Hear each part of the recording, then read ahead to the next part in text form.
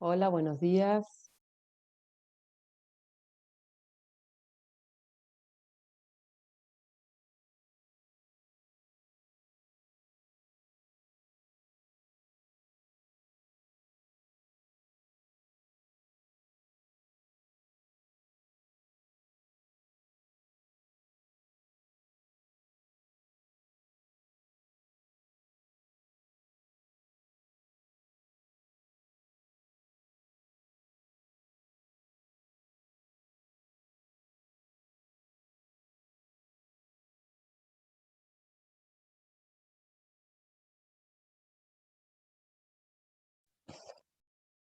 ¿Cómo andan? Les voy a pedir, bueno, somos poquitos, igual vamos a esperar un poquito más que entren, que prendan el video, así nos vemos todos.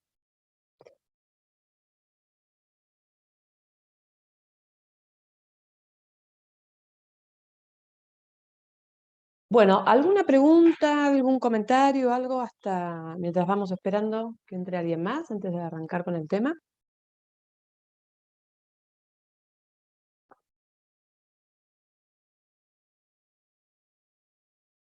¿Nada?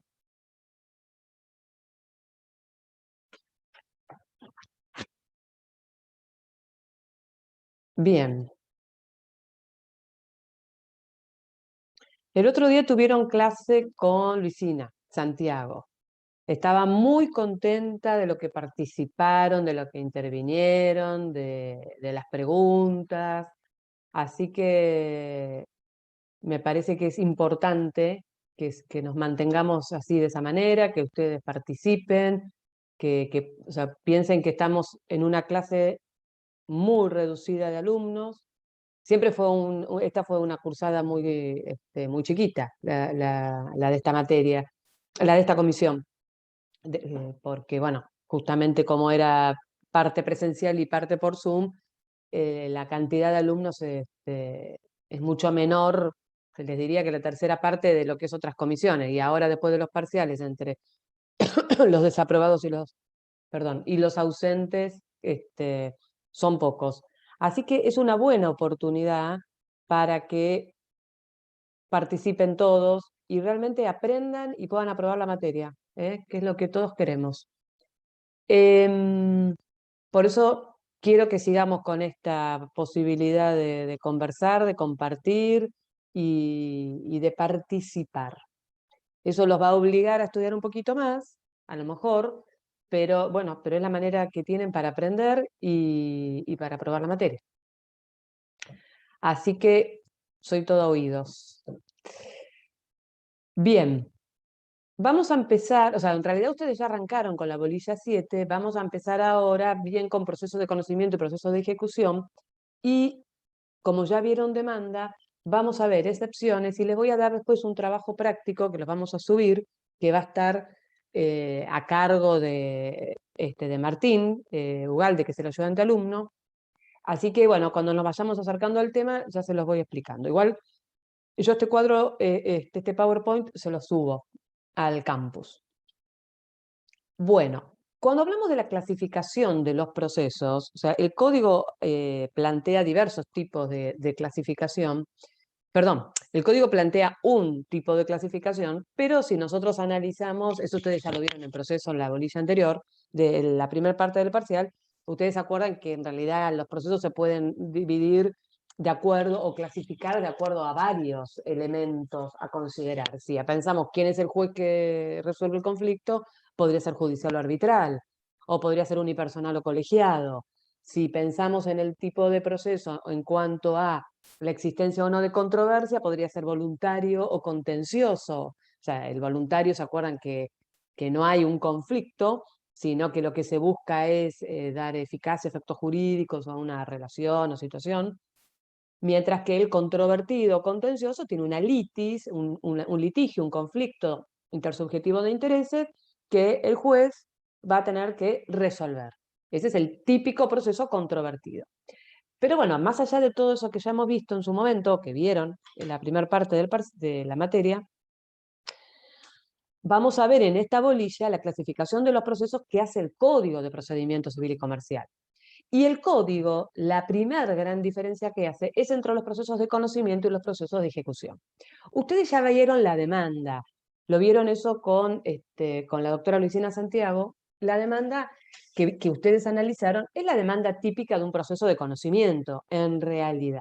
No sé si vieron la diferencia entre la posibilidad de ofrecer o no prueba, pero bueno, si la vieron, bien, y si no, ya lo van a ver, porque eso también depende del tipo de proceso. Pero esa estructura de demanda del 330 es la del proceso de conocimiento. ¿Y qué pasa entre un proceso de conocimiento y un proceso de ejecución? ¿Por qué hablamos de diferencias? ¿Por qué hablamos de similitudes? ¿O por qué los estamos comparando? En realidad, cuando hablamos del proceso de conocimiento, yo les digo, esto ustedes lo van a tener, porque yo se los dejo en el campus, creo que ya está. O sea que no vale la pena que copien lo que están viendo ahí porque eso lo van a poder hacer. Prefiero que presten atención, que escuchen, que puedan copiar otras cosas que yo diga que no surgen del cuadro y que me hagan las preguntas o comentarios que quieran al respecto. Porque quiero que se concentren en lo que tenemos, en lo que estamos analizando. Esa es la finalidad del cuadro. Cuando hablamos de un proceso de conocimiento, siempre hay una incertidumbre jurídica. ¿Qué significa que hay una incertidumbre jurídica? Que no se sabe realmente si es cierto lo que dice el actor, si es cierto lo que dice el demandado. O sea, no se sabe cómo fueron los hechos, cómo es el conflicto, no se sabe quién tiene razón, no se sabe cuál es el derecho de una parte u otra. Hay incertidumbre al respecto. Si bien hay una presunción que se la tienen que sacar de la cabeza, que tienen muchas veces los alumnos y a otros que no son alumnos, que el actor tiene razón, no es necesariamente así. No es necesariamente así. El actor a veces tiene razón en algo, pero no en todo. Y la realidad es que hablamos de verdades que a veces son diferentes, porque cuando entran las subjetividades, lo mismo que para una persona es muy bueno, para otra es muy malo. Entonces lo mismo puede ocurrir con un conflicto de intereses, que sería cuando hablamos de jurisdicción, ¿no? El conflicto intersubjetivo de intereses. De esto estamos hablando en un proceso de conocimiento. El actor dice que tuvieron un accidente, el choque que se dio fue ocasionado por la imprudencia del demandado y que él sufrió tales daños y que esos daños tienen que compensarse económicamente en una suma equiparable a tantos pesos. Y el demandado que dice, no, yo no fui el que generó el choque.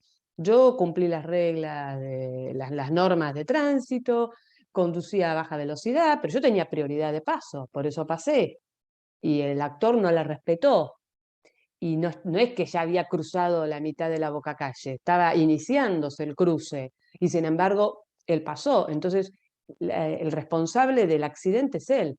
Por lo tanto, el que tendría que pagar los daños es él, no yo. Tienen que rechazarse la demanda en mi contra. En términos coloquiales, eso sería una demanda y una contestación. ¿Qué sabe el juez de esto? ¿Qué sabe?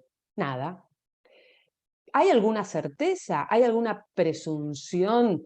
¿Hay algo que diga, no, si tenemos esto es que acá ya hay un viso de realidad, de verdad? No, nada. Estamos en igualdad de partes, una tiene una pretensión que la transmite, la transcribe en la demanda, que acuérdense, con la demanda ejerce la acción, el objeto es su pretensión, y le van a correr traslado al demandado, y el demandado, ¿qué va a decir? No, yo quiero el rechazo de la demanda, la contestación. Señor juez, no es fundado lo que dice el actor. No son ciertos los hechos que alega. Está interpretando mal el derecho. Puede decir cualquier cosa, lo que se les ocurra. Pero lo que pide cuando contesta la demanda es el rechazo de la demanda. Y ahí tenemos un conflicto. Acá es donde vamos a entrar a ver cómo va a transmitir va a transitar el proceso, y vamos a ver, de acuerdo a las atribuciones, las facultades y a los principios procesales que rigen, qué deberes tiene el juez o qué facultades tiene el juez. El juez, de acuerdo a las facultades instructorias, ¿se acuerdan que en nuestra legislación, y esto responde más al principio, a la escuela activista, el juez debe buscar la verdad. Entonces él está en condiciones de producir también o de ordenar la producción de prueba, o de ampliar el interrogatorio de los testigos, o de participar en la declaración testimonial, o de ofrecer, pedir un perito, o pedir una ampliación de un dictamen pericial. O sea que el juez puede participar, porque el juez también debe esclarecer la verdad de los hechos. Pero acá entonces vamos a entrar en toda una discusión. ¿Hasta cuándo? Hasta que se dicte la sentencia. ¿Y qué va a decir el juez cuando dicte la sentencia? Hago lugar o rechazo, en todo o en parte, la pretensión del actor y la pretensión del demandado. O sea, hago lugar a la demanda y rechazo, o rechazo la demanda. Hago lugar en todo o hago lugar en parte. Entonces, si bien el proceso de conocimiento nace de una incertidumbre jurídica o ante una incertidumbre jurídica, porque hay un conflicto, porque yo digo que tengo derecho y el otro dice que no, y el juez no parte de ninguna presunción a favor de ninguno de los dos, sino que ambos en igualdad de condiciones van a discutir y van a ofrecer la prueba y la van a producir y van a hacer sus argumentos y sus alegaciones, el juez después va a dictar una sentencia que va a tener por fin declarar el derecho de las partes. Esa sentencia que declara el derecho de las partes, algún día se va a notificar, se van a poder interponer recursos, se va a poder apelar o no, o las partes la van a consentir, pero esa sentencia en algún momento ya no va a poder ser apelada, o no se le van a poder interponer recursos, va a quedar firme. Esa sentencia firme, dictada en un proceso de conocimiento, adquiere la calidad de cosa juzgada en sentido material. ¿Qué significa? Que una vez firme, esta sentencia va a ser obligatoria para las partes, va a ser irrevocable, porque ya no se van a poder interponer recursos contra la misma en ese proceso, y va a ser inmodificable, porque tampoco se van a poder interponer otras acciones, ni se va a poder volver a discutir esta cuestión en un proceso posterior. Entonces, la sentencia dictada en un proceso de conocimiento, una vez firme, adquiere la calidad de cosa juzgada en sentido material. Es decir, que va a ser obligatoria, inmodificable, irrevocable. ¿Está claro? Bien, ¿cuándo les parece a ustedes, y ahora los voy a escuchar, que la sentencia, lo mismo que cualquier resolución judicial, va a quedar firme?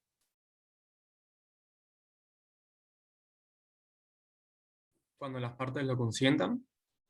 Muy bien, Axel, esa es una opción. Cuando las partes la consientan, ¿podrías explicar qué significa que las partes consienten la sentencia? Por un lado, que ambas acepten, ya sea expresa o tácitamente, sería que no interponga ningún recurso, por ejemplo, a alguna acción. Perfecto. Ya, si no interponen, o sea, los plazos para interponer recursos comienzan a correr a partir de la notificación de las resoluciones judiciales. ¿Ustedes notificaciones vieron? No, creo que ven el viernes, ¿no? Sí, dijo que íbamos a ver esta semana. Sí, con la doctora Bustamante. El plazo para interponer recursos empieza a correr a partir de las notificaciones. Si a mí me notifican la sentencia, me llega la cédula, y yo tengo 5 días para interponer un recurso de apelación y no lo interpongo, significa en forma tácita que la estoy consintiendo. Porque si no estuviera de acuerdo, tengo que interponer el recurso. Esa es una forma, como dijo Axel, de que quede consentida una sentencia. También la puedo consentir expresamente, porque yo también podría presentar un escrito y decir, me notifico en forma personal, que eso también ya lo van a ver el viernes, y consiento la sentencia. Siempre cuando hablamos del expreso y tácito, como cuando hablamos de la prórroga, el expreso se manifiesta en forma indiscutible y el tácito se presume. O sea, si yo en 5 días no interpuse un recurso, ya no tengo posibilidad de interponerlo, se supone que la estoy consintiendo. Si presento un escrito y digo en forma expresa la consiento, está consentida. Entonces, la sentencia consentida en forma expresa o tácita queda firme, cuando ambas partes la consienten, obviamente. Y ejecutoriada es cuando se interpone alguna de las partes o ambas, porque puede ocurrir que ambas se sientan agraviadas por distintos aspectos de la sentencia.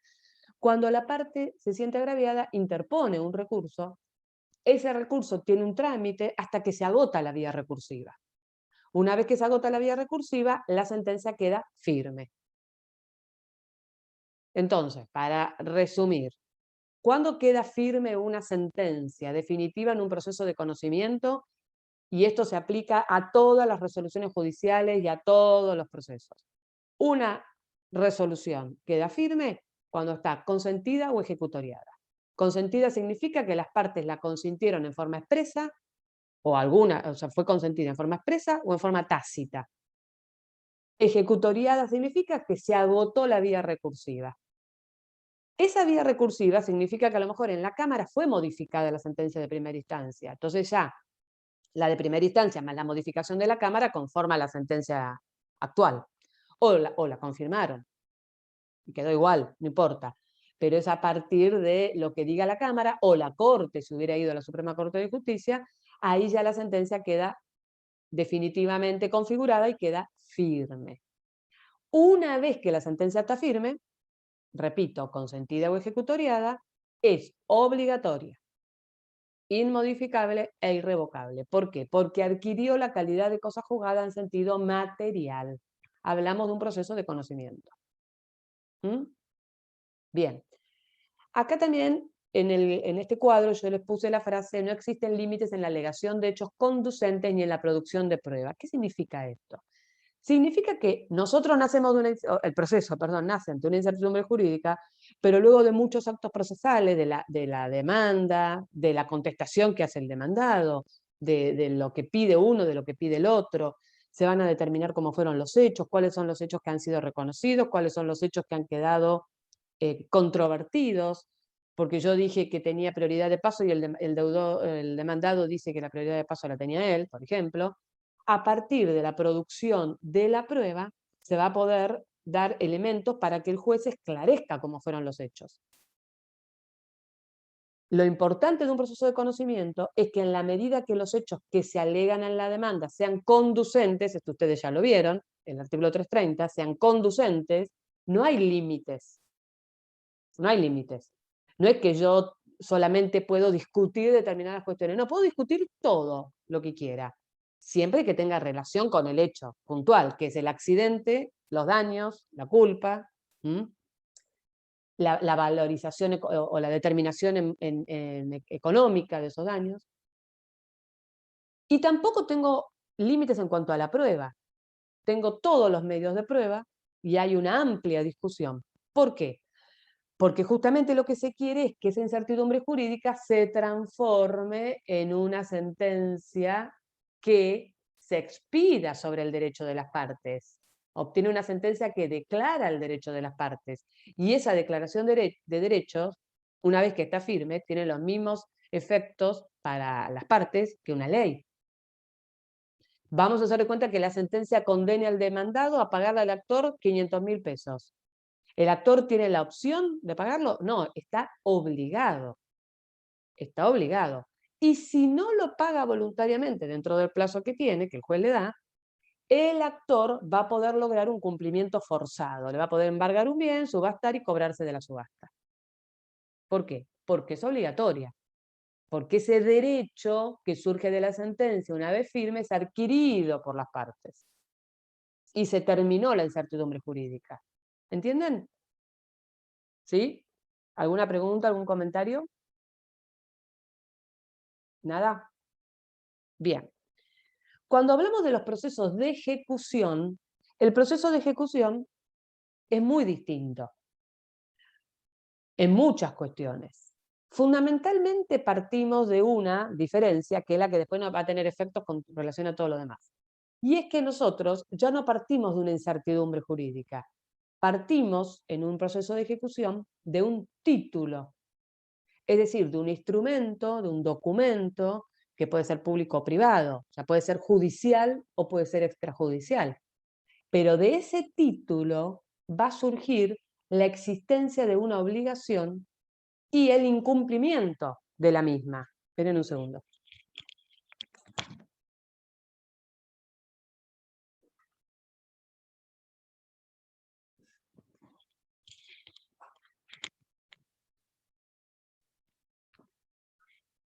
Entonces, acá nosotros no vamos a estar discutiendo ni planteando los mismos hechos, ni la misma posibilidad de apertura a prueba, de producción de prueba que vimos en el proceso de conocimiento. ¿Por qué? Porque ya tenemos un documento que da certeza, o por lo menos una presunción de certeza, de la existencia de una obligación incumplida. ¿Se les ocurre algún ejemplo? ¿Puede ser un desalojo? A ver, esperen un segundo, que es el doctor Basso. Discúlpenme, ¿eh? Hola, Alfonso. Estoy dando clase.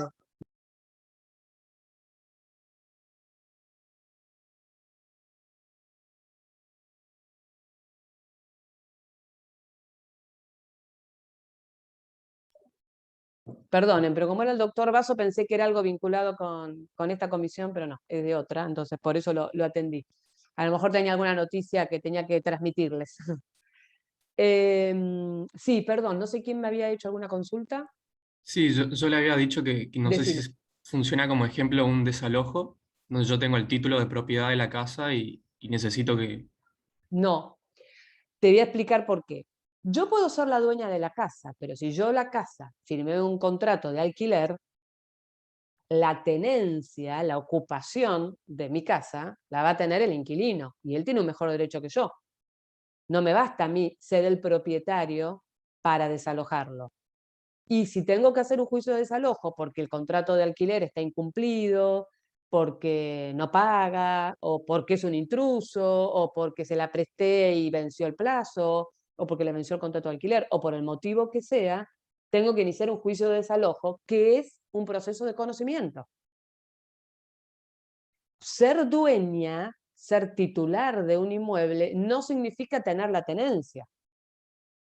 Yo lo puedo haber vendido por boleto y todavía no escrituré, entonces tengo la escritura, pero no tengo derechos, porque el dominio lo estoy transmitiendo, aunque todavía no lo haya instrumentado. ¿Se entiende, Axel? Sí, a mí me quedó más claro. Nosotros, o sea, piensen ustedes, a ver si se les ocurre algún ejemplo de algo donde claramente surja una obligación. Porque acá, en el ejemplo que dio Axel, que está perfecto porque está bueno para analizar las cuestiones y los distintos documentos, ahí tenemos un documento, un instrumento público que dice que yo soy titular registral de un bien. Nada más. Pero nosotros lo que estamos buscando es otra cosa. Cuando yo estoy exigiendo el cumplimiento de una obligación, piensen qué instrumento público o privado, judicial o extrajudicial, puede surgir que existe una obligación. Una sentencia anterior. Exactamente. Bien, Valentina, una sentencia anterior dictada en qué tipo de proceso. ¿Podría ser de un proceso de conocimiento? Exacto. Exactamente. Ahora, Agustín, contesto lo tuyo. Exactamente. Una sentencia dictada en un proceso de conocimiento que hace lugar a la demanda o a la reconvención, que ya verán más adelante de qué se trata, esa sentencia establece una condena. Acá ya no vamos a discutir si está bien o está mal, porque ya está firme, ya es obligatoria, ya es un derecho adquirido. Pero el juez le dio un plazo de 10 días para que cumpla con la sentencia y no la cumplió. Entonces, ¿qué puede hacer el actor? Iniciar un proceso de ejecución de sentencia requiriendo el cumplimiento forzado de esa obligación incumplida. Si fuera una sentencia de desalojo, ahora entramos con el ejemplo de Axel, si fuera una sentencia de desalojo, esa sentencia de desalojo la voy a poder ejecutar y el juez va a ordenar el lanzamiento, va a nombrar un oficial, o le va a requerir al oficial de justicia que haga el lanzamiento de las personas que están ocupando ese inmueble en forma ilegítima. Si fuera una sentencia que condena al cumplimiento de una obligación de dar una suma de dinero, podrá embargar un bien y subastarlo. Si fuera una sentencia que condena a escriturar, podrá decirle al escribano que otorgue la escritura a favor del adquirente, que no la va a firmar el deudor, pero la va a firmar el juez por él. O sea, da la orden al juez. ¿Se entiende? Entonces, en el proceso de ejecución, podemos llegar a ejecutar una sentencia dictada en un proceso de conocimiento. ¿Mm? Ahí, fíjense ustedes que estamos hablando de un título judicial ejecutable. Entonces, ¿vamos a discutir la naturaleza de la obligación? ¿Vamos a discutir por qué fulano tiene la obligación de desalojar la casa? ¿O por qué fulano tiene la obligación de pagar si eso surge de una sentencia? No, porque se discutió antes. Entonces no vamos a discutir la naturaleza de la obligación. No vamos a discutir el por qué.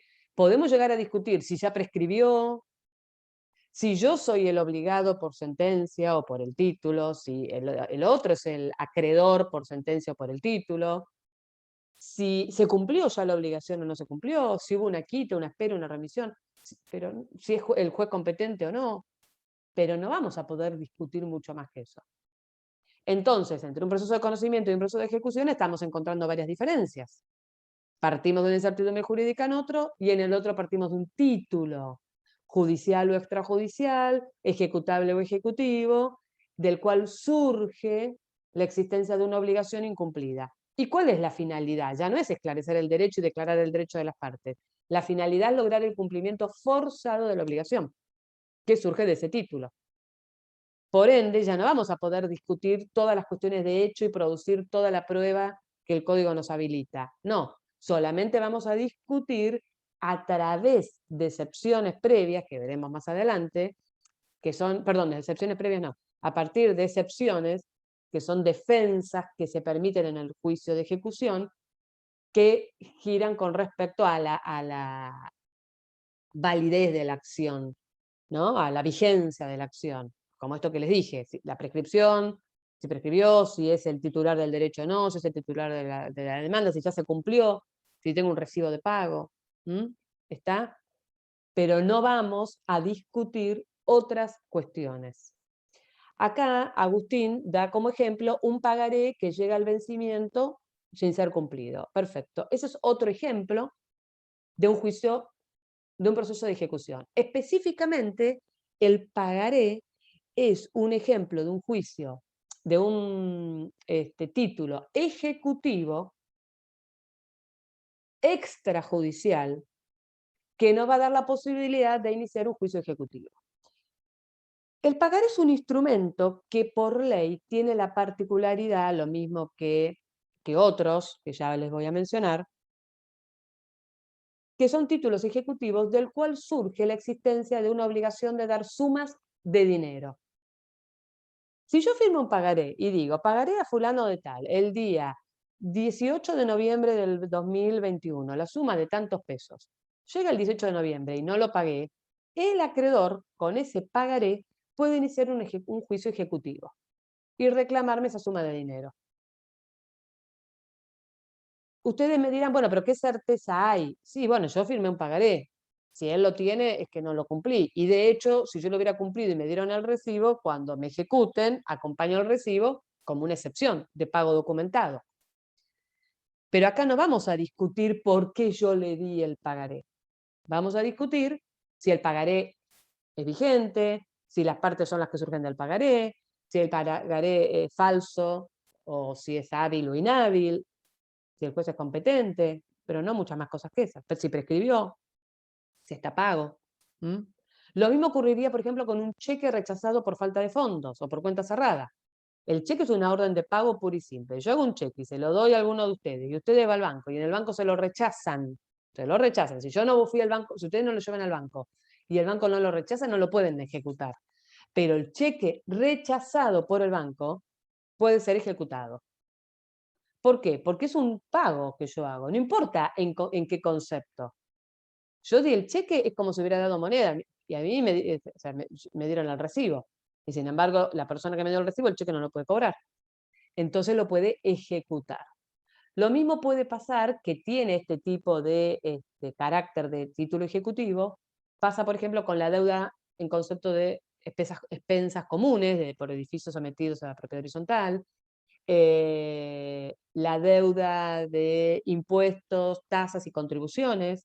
Si nosotros hablamos del impuesto inmobiliario, de la tasa de alumbrado verde de limpieza, de la matrícula profesional de abogado o la caja, la cuota anual que tenemos de obligatoriedad de pagar de aportes previsionales. Esos son todos ejecutables. Entonces, a ver, le voy a hacer primero una división. Los procesos de ejecución se dividen en ejecución de sentencia, que ya vimos cuál es el título, se dividen en el juicio ejecutivo, que son estos que estamos viendo ahora con estos títulos privados, y se dividen en ejecuciones especiales, que es la hipotecaria y la prendaria, que son los supuestos donde hay un bien inmueble o un bien mueble registrable, como podría ser un vehículo, sobre los cuales se constituye una garantía real, hipoteca o prenda. O sea, yo compré el auto con una prenda, o sea, con un crédito, me lo financia la misma concesionaria, pero me lo entrega con una prenda. Es decir, que si yo no cumplo, puede pedir la subasta del auto. Y con eso cobra primero el acreedor y si sobra algo me lo dan a mí. ¿Mm? Cuando hablamos del juicio ejecutivo, que es el que explicábamos hoy, el del pagaré, el cheque, o sea, el que es una obligación de dar suma de dinero exclusivamente, vamos a ver que una vez que se cumplió, como no podemos discutir la naturaleza de la cuestión y no sabemos por qué motivo fulano le debe a Mengano, sí sabemos que le debe, nada más, una vez que se cumplió, o sea, una vez que se dictó la sentencia que manda a llevar adelante la ejecución y que ordena la subasta del bien y el pago, una vez que se pagó y se canceló y se pagaron las costas del proceso y demás, ahí esa sentencia firme, que adquiere la calidad de cosa juzgada en sentido formal, podría ser discutida en un proceso de conocimiento posterior. Veamos el ejemplo. Yo firmé un pagaré, pero resulta que en el pagaré me establecen un monto más intereses. Y después, cuando me lo cobran, yo tenía pagos, pero los pagos fueron mal imputados, no tenía posibilidad de discutir, no podía discutir que me vi obligada a firmar un monto que a mí me dieron 5.000 pesos, pero me hicieron firmar un pagaré por 50.000, porque tenía intereses calculados, que había alguna irregularidad, no lo puedo discutir, tengo que pagar. Pero una vez que pagué, puedo iniciar un proceso de conocimiento utilizando todas las herramientas que el código me permite en un proceso de conocimiento, en la medida que no sean herramientas que el juicio ejecutivo me permita usar, porque con respecto a esas, sí hay cosas juzgadas. Y voy a poder lograr, en el proceso de conocimiento posterior, recuperar lo que pagué de más. Bueno, si se me hace lugar a la sentencia, si el juez me hace lugar cuando dicta la sentencia. Es decir, que el juicio ejecutivo adquiere la calidad de cosa juzgada en sentido formal. Esto significa que una vez agotada la vía recursiva, porque está consentida o ejecutoriada la sentencia, esa sentencia es obligatoria, hay que cumplirla. Es irrevocable, porque en ese proceso no la puedo discutir más, pero no va a ser inmodificable, porque una vez que cumpla con todas las obligaciones que surgen de ese proceso, puedo iniciar un juicio de conocimiento posterior para pedir me reintegren lo que pagué de más. Una cláusula penal. Sí, que por ejemplo yo podría plantear que fuera abusiva, que fue impuesta de una manera... Sí, podría ser, Guillermo, una cláusula penal. Que yo la tenga que pagar, pero en el proceso de conocimiento posterior genere la discusión de la misma. Si la cláusula penal tiene pactada la vía ejecutiva y establece un monto, me ejecutan, la tengo que pagar y después inicio el proceso de repetición de pago. Bien, ¿alguna pregunta con esto? Profe, lo que mencionó recién de que posteriormente puede ser sometido a un proceso de conocimiento, ¿se da en los 3 tipos de procesos de ejecución? No solamente no, solo en lo de dar exclusivamente en el suma de dinero. juicio ejecutivo. Bien. En el juicio ejecutivo. Y el juicio ejecutivo tiene por objeto justamente o sea, la obligación de pagar una suma de dinero líquida o fácilmente liquidable. O sea, eso tiene que surgir de un instrumento público o privado, pero que siempre es extrajudicial. Porque si nosotros ejecutamos una sentencia, ya tuvimos toda esa discusión, ya partimos de la incertidumbre jurídica y ya llegamos al esclarecimiento del derecho. No podemos volver a discutir, si no, no tendríamos seguridad jurídica nunca. Solo el juicio ejecutivo. Fíjense que acá lo aclaré. La sentencia del juicio ejecutivo, una vez firme, adquiere la calidad de cosa juzgada en sentido formal. Por eso expliqué qué significaba. ¿Está? Profe, a mí me había quedado una duda cuando Sí. usted hablaba de consentir de forma personal, por ejemplo, el proceso de conocimiento que era presentando un escrito, por ejemplo. Sí. ¿Esas cosas se realiza todo por plataforma virtual hoy en día? Todo hoy en día es virtual. Todos los escritos se hacen de forma electrónica, todos se mandan a través del token, que es como la firma digital. O sea, nosotros los abogados mandamos, si el cliente viene, viene porque estoy en el estudio, me firma el escrito, lo escaneo, me quedo como depositaria y lo mando adjunto con un escrito en forma digital. Eso es así, el procedimiento.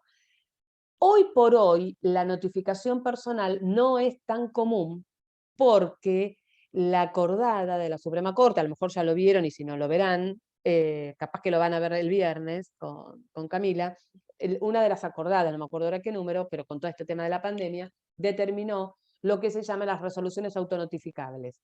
Entonces, lo que hacen los jueces es, dictan la sentencia, y como la sentencia se sube a forma electrónica, digamos, con relación a ese expediente, se arroba a las personas, a los domicilios electrónicos de las partes, y ahí nos entra a nosotros, además de poder verla por la MED, nos entra en nuestra casilla de notificaciones, ¿se entiende? Cuando yo entro en la mesa electrónica, ahí ustedes van a ver si puedo, bueno, igual, lo pasa que lo vamos a hacer otro día, si no, pero si puedo, esperen un segundo.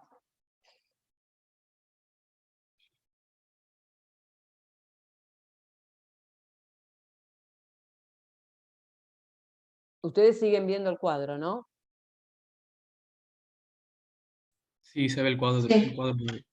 Bien, a ver si puedo dejar de compartir y a ver si puedo compartir. Acá está. Por ejemplo, esta es la página, ¿no? Entonces yo ingreso con certificado. No lo tengo acá. Bueno, voy a ingresar sin certificado para que vean igualmente el ingreso. Esta es la página mía de notificaciones electrónicas. Entonces, por ejemplo, bueno, estos son los escritos que acá figuran, recibido y demás. Pero si yo fuera a ver una notificación, entro en notificaciones, a ver, voy a poner un viejo porque acá no tengo ninguna a la vista. Pero bueno, ya que tengo esto acá, aprovechamos y se los muestro. Por ejemplo, yo acá de este expediente, ven que esto está dentro de las notificaciones. Acá dice la carátula, el juzgado, mi nombre, mi domicilio. Bueno, Marisa es mi sobrenombre, soy María Sandra. Mi domicilio electrónico, el destinatario, la fecha de la notificación, y esto es una cédula electrónica. Entonces, si yo la abro, ahí está la cédula. Acá, cuando se libra la cédula, se arroba a los destinatarios, que sería, por ejemplo, las partes del proceso. Entonces, directamente cuando, en realidad esto es una cédula, no sería el caso concreto, porque en realidad a mí esto tiene otra finalidad. Pero quiero ver si encuentro una sentencia. A ver esta. Pero bueno, más o menos lo están viendo cómo funciona. Acá dice, tipo de notificación, destinatario. O sea, el juez lo que hace es, dicta la sentencia y arroba, porque estos son cédulas, pero arroba, pone mi domicilio electrónico y el domicilio electrónico de la otra parte. Entonces, en el mismo momento que se dicta, me llega a mi casilla, como tengo estas que están acá, me llega a mi casilla la notificación electrónica. Entonces yo ya quedo notificada. Como quedo notificada, no puedo A ver, espera, así pongo acá. Como quedo notificada, ya quedé notificada por cédula electrónica, entonces no se da la posibilidad de hacer la notificación personal, porque ya ahora es como que automáticamente el juez dicta la sentencia, arroba las partes, automáticamente llega la cédula a todas las casillas, como esas que yo les mostré, ¿entienden? Pero a veces se olvidan de arrobar, entonces ahí yo podría mandar un escrito y decir, me notifico personalmente, y consiento, o me notifico personalmente y apelo. Pero es como que ya cada vez hay menos notificación personal. Bien. ¿Alguna otra pregunta? Veamos entonces los procesos de conocimiento. Los procesos de conocimiento se clasifican en, o sea, son llamados procesos plenarios. ¿Por qué son plenarios? Porque justamente como vimos hoy, se discute, nace desde la teoría jurídica, llega a declarar el derecho de las partes, no hay límites en la alegación de hechos conducentes ni en la producción de pruebas. Entonces, como va a haber una discusión a pleno de todas las cuestiones que sustentan este reclamo, este litigio, este conflicto, por eso reciben el nombre de plenarios. Y a la vez se dividen en procesos de conocimiento ordinarios, sumarios y sumarísimos. Pero los tres procesos de conocimiento son plenarios. La diferencia es que el ordinario tiene plazos más extensos y mayor cantidad de actos procesales, el sumario menos y el sumarísimo plazos aún más breves y limitación en algunos actos procesales. Pero siempre se da el debido proceso, siempre se da la bilateralidad de la acción, siempre hay una demanda, un traslado, un plazo para contestar, una notificación de la demanda y la posibilidad de un demandado que articule sus defensas. Y siempre está la posibilidad que ambos planteen y ofrezcan prueba y produzcan la prueba. Y luego el juez resuelve. Esa es la estructura. Se divide en tres etapas: introductoria, probatoria y decisoria. La introductoria, justamente, es cuando se inicia a través de la demanda o de actos procesales previos, si es necesario determinar algunas cuestiones, el traslado, o sea, la bilateralidad de la acción, el demandado contesta, ahí vamos a ver que el demandado puede articular alguna otra defensa, y una vez culminada la etapa introductoria, si hay hechos controvertidos, porque el actor alegó hechos que el demandado negó, se abre, o viceversa, se abre la causa prueba. Entramos en la etapa probatoria. En el ordinario se ofrecen los medios de prueba acá. En los demás procesos se ofrecen con la demanda y contestación. Se produce la prueba. O sea, yo digo, quiero que se cite a fulano, mengano y menganito como testigos. Eso es ofrecer.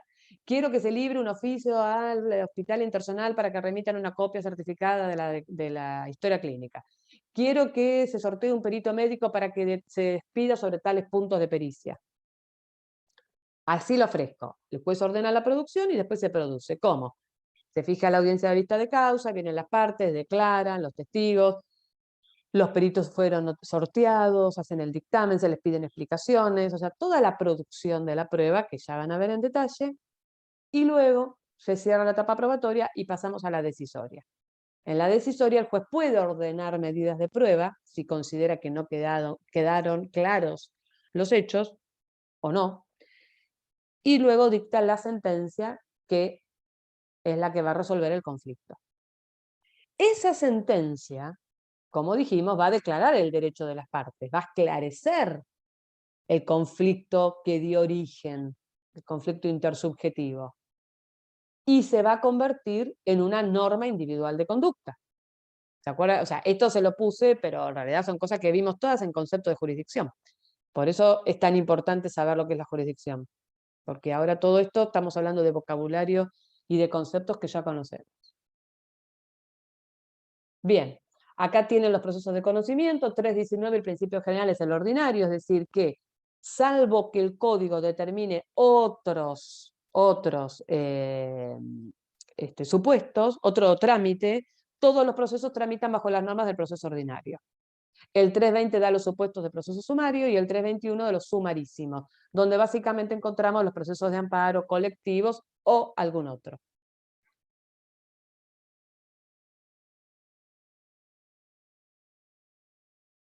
Bien. Esto ya parte de lo que está acá, ustedes ya lo vieron, proceso ordinario. Primero tenemos la mediación prejudicial obligatoria en la mayoría de los supuestos, de este tipo de proceso, no los de ejecución, pero sí en los de conocimiento. La demanda da inicio al proceso, el actor adjunta la prueba documental. Y el juez corre traslado al demandado por 15 días hábiles, el que se notifica por cédula. Es decir, que desde el momento que el demandado recibe la cédula, tiene 15 días o hasta 15 días para contestar la demanda. En el sumario son 10 días y en el sumarísimo son 5. El traslado de la demanda. Que yo les dije que los plazos se van abreviando. Esto ya lo vieron, la demanda, pero no está mal recordarlo, porque son todos conceptos que aportan. La demanda es el ejercicio de la acción, es el acto procesal formal y escrito que contiene la pretensión y tiene por efecto iniciar un proceso. La pretensión procura satisfacer una voluntad específica mediante la obtención de una sentencia favorable. Les repito que esto está subido, así que después esos conceptos los tienen. Requisitos de la demanda, en realidad ya lo vieron ustedes esto con la doctora Santiago, pero bueno, igual se los dejo. Los procesales, propios de todo tipo de escrito procesal, lo vieron en actos. El contenido de la demanda en el 330 se presenta con la prueba documental. Los requisitos fiscales, bono, anticipo previsional, tasa de justicia sobre tasa. Sustanciales, efectos sustanciales de la demanda. Interrumpe la prescripción. Extingue opciones del actor. Claro, porque yo puedo decir, ¿le inicio un cobro de pesos o le inicio un cumplimiento de contrato? Ya una vez que inicié uno, ya no puedo iniciarle el otro. O sea, es como que si bien tengo posibilidad de modificar la demanda en algunos aspectos, yo ya al iniciarla estoy determinando, eligiendo una opción y estoy renunciando a otra. Ante este juez o ante otro. ¿Quién es el competente? Ya estoy optando. Entonces se extinguen otras posibilidades. Determina el objeto del proceso. El objeto del proceso puede ser desalojo, puede ser cobro de pesos, cumplimiento contractual, daños y perjuicios. Y a partir de ahí también puedo llegar a pedir alguna medida precautoria.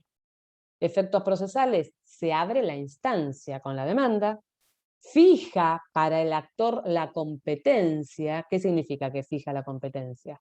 Que yo ya estoy determinando, si yo inicio la demanda en la Receptoría General de Expedientes y pongo civil y comercial, ya estoy determinando que el juez competente es del Departamento Judicial de Mar del Plata, civil y comercial. Obviamente va a ser de primera instancia, el que resulte sorteado.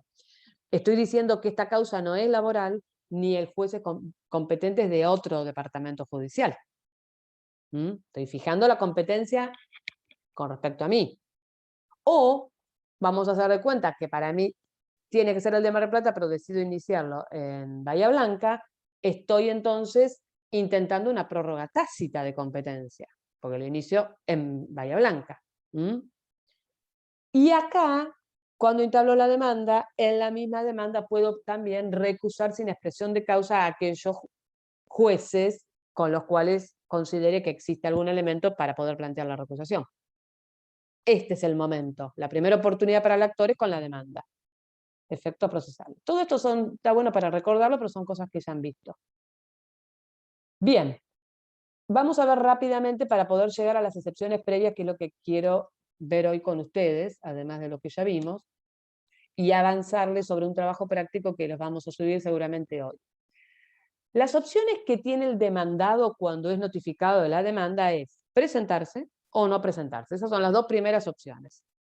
¿El actor se presenta o el actor no se presenta? Si no se presenta, esto lo van a ver bien en detalle.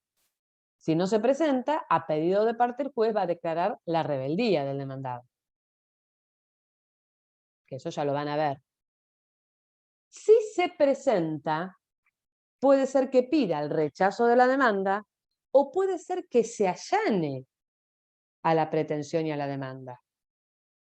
Son cosas opuestas. Si se allana, no contesta la demanda, salvo que se allane alguna pretensión. Vamos a hacer de cuenta que a mí la demanda sea una demanda de cobro de pesos, más los intereses punitorios. Entonces yo contesto, me allano y digo que es verdad que debo esa suma de dinero, pero pido el rechazo de la tasa de interés punitoria porque digo que no corresponde porque yo no estaba en mora o porque es abusiva, por lo que sea. Entonces, reconozco la pretensión de la deuda principal, pero me opongo, pido el rechazo de la otra. Entonces, el allanamiento es parcial. Por ende, estar dentro de la contestación de demanda. Porque la contestación de demanda, y esto vayan grabándoselo para cuando vean lo que sigue de este tema con la doctora Santiago, la contestación de demanda tiene como objeto el rechazo de la demanda y de la pretensión, en todo o en parte. Entonces yo contesto la demanda porque quiero que el juez rechace todo o parte de la pretensión del actor. ¿Está? Si el allanamiento es total, entonces reconozco la pretensión, la cumplo, deposito o prometo cumplir si es algo que me tienen que fijar un plazo. Bien. Si el demandado contesta la demanda, es decir, que pide el rechazo, podría además oponer las llamadas excepciones de previo y especial pronunciamiento. ¿Y de qué hablamos acá? ¿Alguien sabe qué son las excepciones de previo y especial pronunciamiento?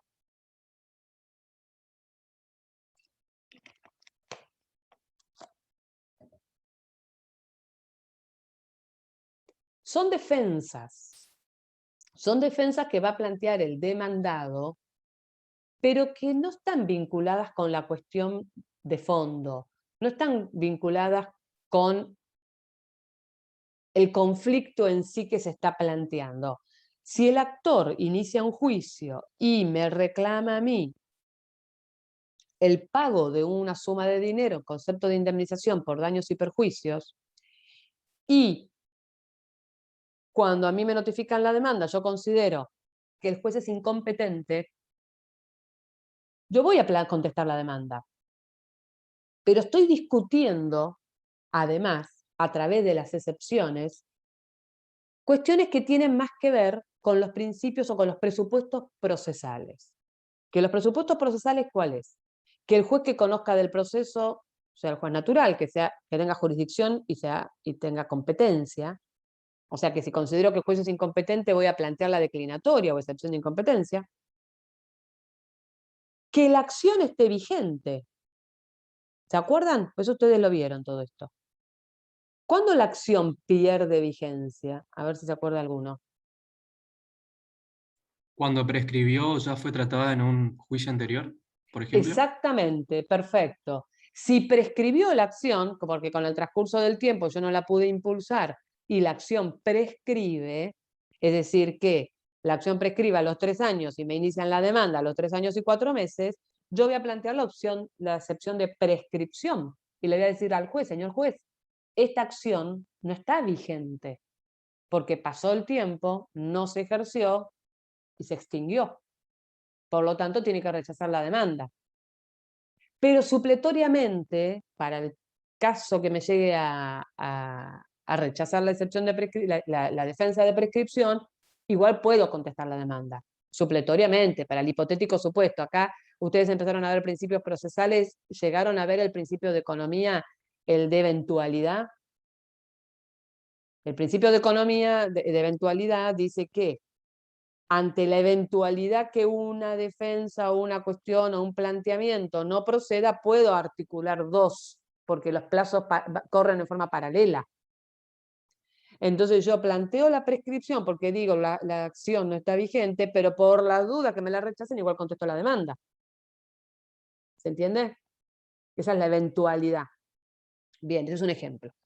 Entonces, las excepciones tienen, bueno, la otra posibilidad es la reconvención, que eso ya lo van a ver con la doctora Santiago, pero lo que quiero es hablar de las excepciones.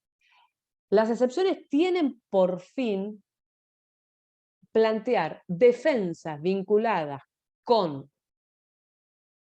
la vigencia de la acción, con los presupuestos procesales, que si no se han cumplido, o están, o sea, si tiene razón, perdón, el actor, el demandado en lo que está planteando, pueden llegar a poner fin al proceso. Pero lo que sí requieren es una discusión previa. Entonces, a ver, el actor inicia la demanda, el demandado le llega la notificación y dice, la acción está prescripta. O dice, que era el otro ejemplo que dio Axel, este tema ya se planteó, ya se discutió en otro proceso de conocimiento, está discutiéndose, el proceso está en trámite, que es lo que se llama litispendencia. O aún peor, esto ya se discutió, ya se resolvió y la sentencia adquirió la calidad de cosa juzgada. O sea que la acción no está vigente porque eso ya fue resuelto en un proceso anterior. ¿Y qué dijimos de un proceso de conocimiento que se dicta una sentencia que adquiere la calidad de cosa juzgada? Que no se puede volver a discutir en el futuro, ¿no es cierto? Entonces, esta acción no está vigente. O puedo plantear, yo no soy el titular de la obligación que se reclama. Sí, es verdad, yo soy el dueño, el titular registral del auto. ¿Pero por qué? Porque yo lo vendí, lo entregué, hice la denuncia de venta, pero resulta que por no sé qué motivo, el que me lo compró, que es el que manejaba, nunca lo registró a su nombre. Yo no soy el legitimado pasivo. Entonces, no se dan los presupuestos procesales, porque para que la acción pueda proceder, la puede ejercer ¿quién? ¿Se acuerdan? El legitimado activo, es decir, el titular del derecho que se ejerce. ¿Contra quién? Contra el legitimado pasivo, o sea, el demandado, tiene que haber identidad entre el demandado y el obligado al pago. Les voy a dar otro ejemplo, que hoy hablaron de desalojo, el desalojo por falta de pago. Si la persona no pagó los alquileres, el inquilino no pagó los alquileres, ¿quién va a responder por esa suma de dinero? ¿A quién puedo lograr cobrarle esos alquileres? ¿Al inquilino o al garante o fiador, que asume las obligaciones de pagar sumas de dinero contraídas por el inquilino? ¿Me van siguiendo?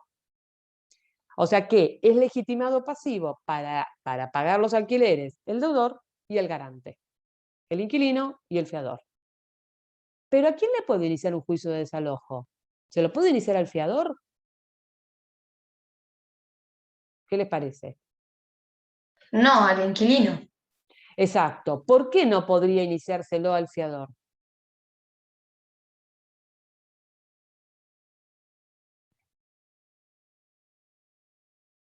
¿Qué te parece, Valentina? Porque no es el titular. No es el titular de la obligación de restituir el inmueble, porque él nunca lo tuvo el inmueble. La ocupación la tenía el inquilino, el garante no. Entonces, ¿cómo no es legitimado? ¿Cómo lo voy a exigir que me devuelva un inmueble si nunca se lo entregué a él? Nunca lo ocupó, nunca tuvo la tenencia. ¿Está? Disculpen un segundo.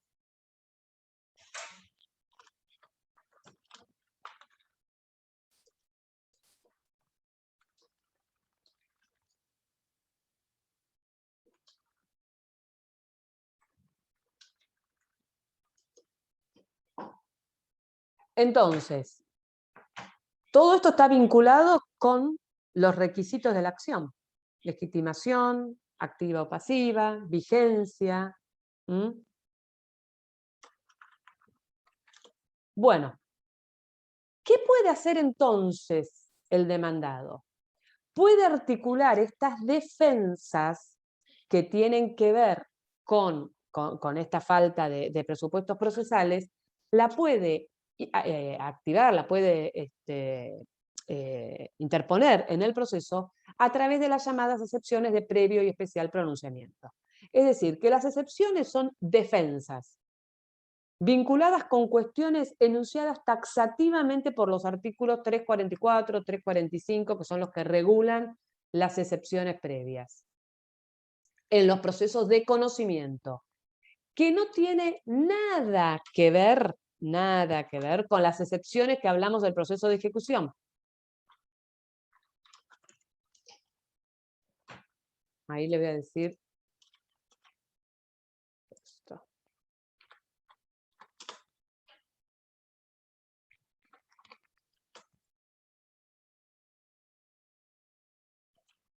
El artículo 345 enuncia cuáles son las excepciones de previo y especial pronunciamiento admisibles en un proceso de conocimiento. Sin embargo, no todo proceso de conocimiento. Estas excepciones, con este carácter de previo y especial pronunciamiento, que ahora vamos a ver qué significa, se pueden únicamente oponer en los procesos de conocimiento ordinarios y sumarios, no en los sumarísimos. Yo puedo plantear estas defensas en el sumarísimo, pero no con el carácter de previo, las planteo en la contestación de demanda y se resuelven en la sentencia definitiva. O sea, puedo plantear la excepción de prescripción, la excepción de falta de legitimación activa o pasiva, la excepción de cosa jugada, la excepción de litispendencia, la excepción de incompetencia, y también hay otras excepciones que, si bien no hacen a la acción, sí hacen a cuestiones formales que debe requerir la demanda y que carece esta. Por eso planteo esta defensa. Por ejemplo, defecto en el modo legal de proponer la demanda. Falta de personería. No sé, ustedes todavía no vieron sujetos, pero si se presenta una persona, un abogado como apoderado, tiene que acreditar la personería. ¿Cómo acredita la personería? Presentando un poder. Entonces, si yo me presento y inicio un juicio como abogada del Banco Río y presento un poder como abogada del Banco Galicia, claramente no estoy acreditando la personería. La demanda es defectuosa. Entonces, el demandado puede plantear una excepción. También en el caso que haya habido una transacción, una conciliación o un desistimiento del derecho, que son modos anormales de terminación del proceso, que adquieren la calidad también de cosa jugada, es asimilable a la cosa jugada. En cualquiera de estas cuestiones, de estos supuestos, que el demandado plantee esta excepción, se llama de previo y especial pronunciamiento porque él está planteando un conflicto nuevo. O sea, el actor inicia la demanda y le reclama una suma de dinero en concepto de indemnización. Se le corre traslado. El demandado contesta la demanda, pero además opone excepción de incompetencia, de cosa jugada o de falta de personería. ¿Qué hace el juez con estas excepciones? Acá lo que está diciendo el demandado no tiene relación directa con el reclamo del actor. Estamos hablando de la falta de los presupuestos procesales. Plantea un nuevo conflicto, le está diciendo, pero el poder que presentó el actor no sirve. O le está diciendo, el juez es incompetente. ¿Entienden a lo que voy? No estamos hablando de la cuestión principal, que es si el accidente existió y quién es el responsable y cuáles son los daños que le debo. Estamos planteando otro conflicto. Entonces el juez, respetando el principio de bilateralidad de la acción, va a tener que correr traslado de la excepción al actor. Y el actor contesta. Es decir, que este trámite de excepciones, traslado y contestación se da en la etapa introductoria del proceso. El plazo para oponer excepciones en un proceso ordinario y sumario, que es donde son admisibles, es de 10 días, que empieza a correr a partir de la notificación de la demanda. Sin embargo, el plazo para contestar la demanda en el ordinario es de 15 días y en el sumario es de 10. Es decir, que en el ordinario puedo oponer excepciones a los 10 días y después a los 5 que me quedan contestar la demanda o hacerlo conjuntamente. Es hasta 15 días. En el sumario lo debo hacer en forma conjunta. Oponer excepciones y contestar demanda. ¿Está? Bien. Y como les dije en el sumarísimo, esto se plantea dentro de la contestación, no tiene el carácter de previo. ¿Qué es lo previo? ¿Lo previo es la excepción? No. Lo previo y especial es el pronunciamiento, es decir, la resolución judicial, la resolución que va a dictar el juez, donde va a resolver sobre este conflicto nuevo que se plantea con la excepción. Por ejemplo, la incompetencia o la falta de defecto en el modo de proponer la demanda. El demandado pone la excepción, dentro de los 10 días, el juez le corre traslado al actor y le da un plazo de 5 días, el actor contesta o no contesta, y el juez resuelve. Esa sentencia, que se llama interlocutoria, es el pronunciamiento judicial especial y previo a ¿qué? A la sentencia definitiva, porque se va a dar en la etapa introductoria. Sin embargo, puede poner fin al proceso, porque se hace lugar a la cosa juzgada, una vez firme se terminó el proceso, y nunca pasó de la etapa introductoria. ¿Entienden? Profe, ¿esto de las Decime, excepciones solamente se da en proceso de conocimiento? ordinario y sumario. Ah, ok. O sea, proceso de conocimiento ordinario y sumario. Las excepciones con este formato. Estas defensas las podemos plantear, como te dije, en el sumarísimo, dentro de la contestación de demanda. Y en el juicio ejecutivo están las excepciones, que son otro tipo de excepciones, que son las defensas enunciadas taxativamente. Como no podemos discutir la naturaleza de la obligación, no hay una contestación de demanda. La defensa es a través de excepciones. Entonces, para fijar conceptos de lo que ya vimos. La oposición de excepciones previas, el juez corre traslado a la actora por el plazo de 5 días, respetando el principio de bilateralidad de la acción. Y luego la resuelve mediante una sentencia interlocutoria una vez que venció el plazo o que el actor contestó el traslado conferido. ¿Hasta ahí lo entienden?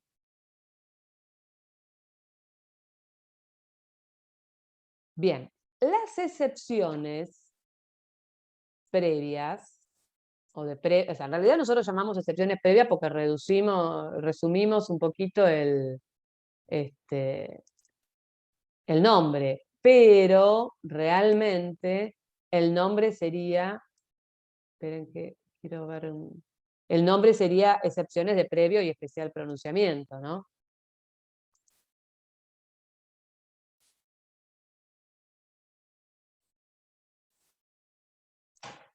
Porque quiero ver para ya ir explicándole sobre el trabajo.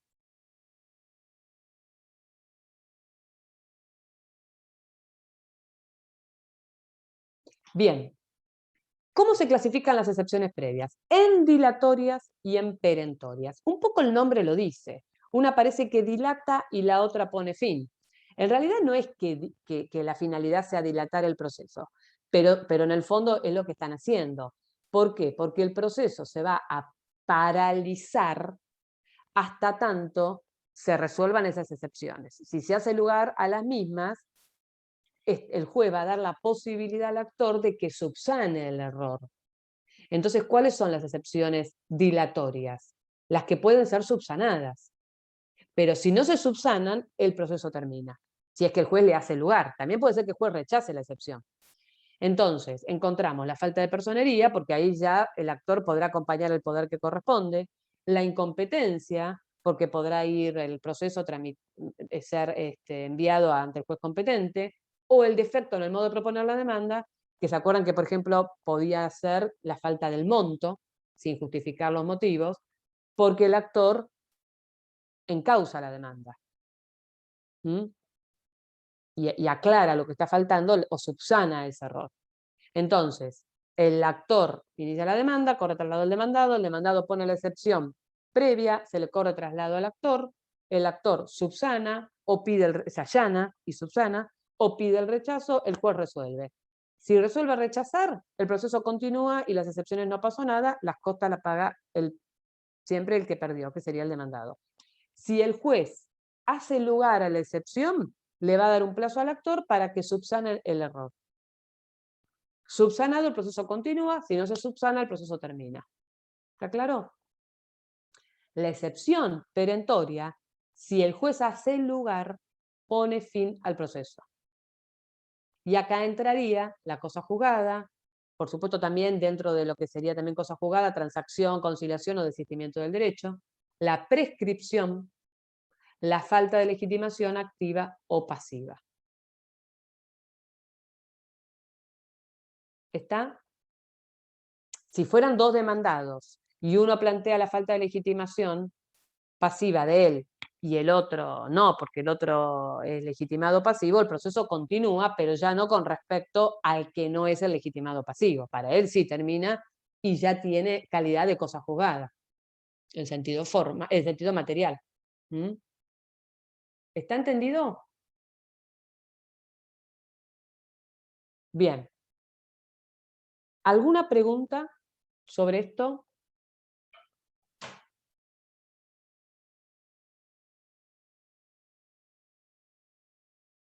Les voy a pedir entonces, si puede alguno leer el artículo 344 y el 345. Bueno, el 345 ya lo leímos porque son las excepciones. El 344.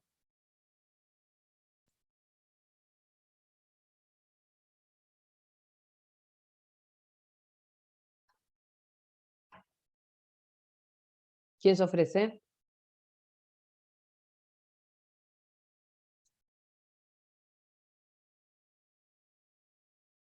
¿No va a leer nadie?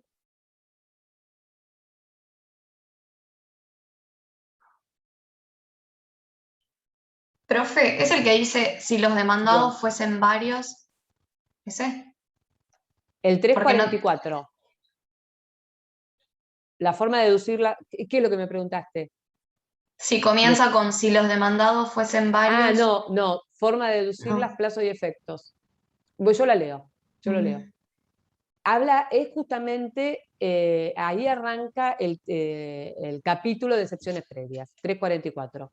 Forma de deducirlas, plazos y efectos. Las excepciones que se mencionan en el artículo siguiente se opondrán únicamente como de previo y especial pronunciamiento en un solo escrito dentro de los primeros 10 días del plazo para contestar la demanda o la reconvención en su caso. Esto significa que si el demandado reconviene, que ya lo verán, y se le corre traslado de la reconvención al actor, el actor también puede oponer excepciones de esa reconvención, que es como una demanda nueva.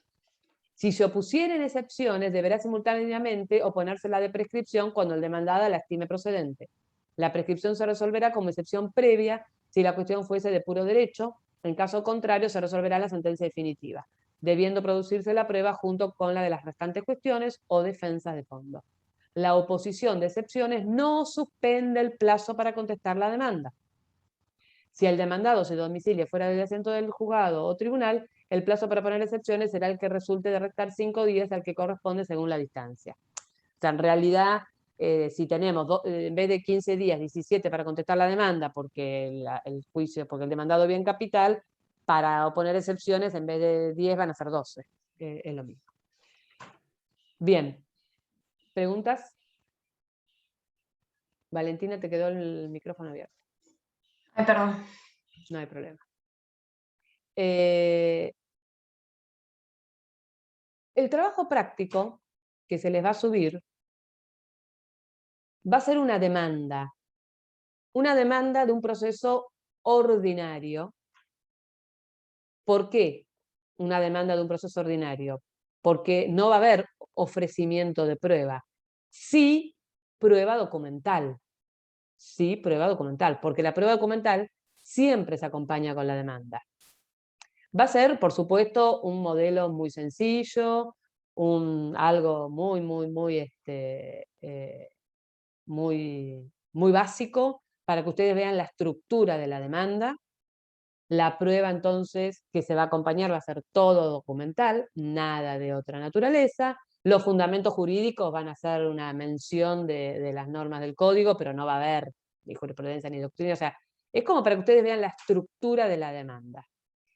Esa demanda se va a subir al campus y ustedes van a tener que hacer un escrito como si fueran demandados de oposición de excepciones. Es decir, ustedes van a tener que analizar de lo poco o mucho que surja de esa demanda, qué excepción se podría interponer.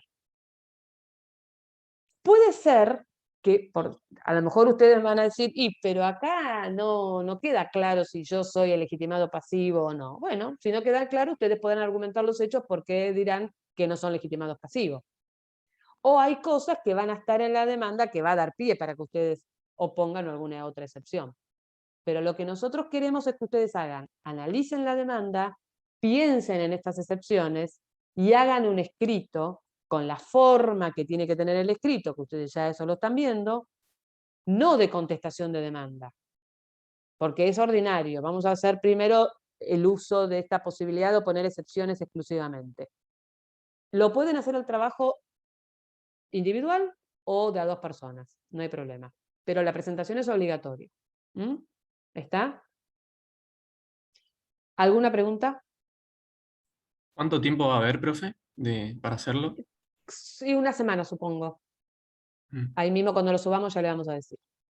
Y lo van a subir directamente al campus. Martín, ustedes están con Martín, lo tienen a Martín en el grupo de WhatsApp. Martín va a estar en contacto con ustedes, pueden consultarlo, hablarlo con él, por supuesto también con los docentes en el campus o en las clases, como ustedes quieran. Pero si bien esto es un trabajo que les pido yo, lo estoy designando a él para que esté a cargo de poder trabajar y darles una mano a ustedes, o aclarar lo que no entiendan. ¿Está? Lo que yo quiero que ustedes interpreten bien qué son las excepciones, cuál es la finalidad y cómo se oponen. No vamos a analizar la fundamentación jurídica. salvo lo que diga el Código Procesal. Van a tener que dar un argumento jurídico, pero en base al Código Procesal o a la Constitución, si ustedes consideran que la acción no está vigente, por supuesto, y oponen determinada excepción, pero no derecho de fondo. Todo esto es procesal. O sea, hablamos de presupuestos procesales.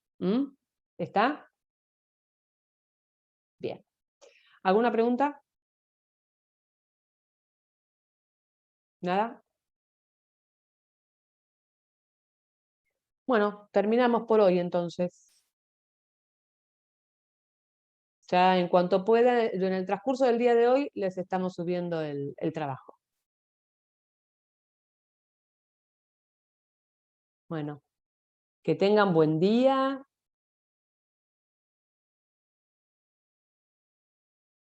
Pueden saludar, activar el micrófono y saludar, así los escucho. Adiós, No, profe. profe. Chao, Chao, chicos. profe. Buen Chao, día profe, para gracias. todos. Buena semana.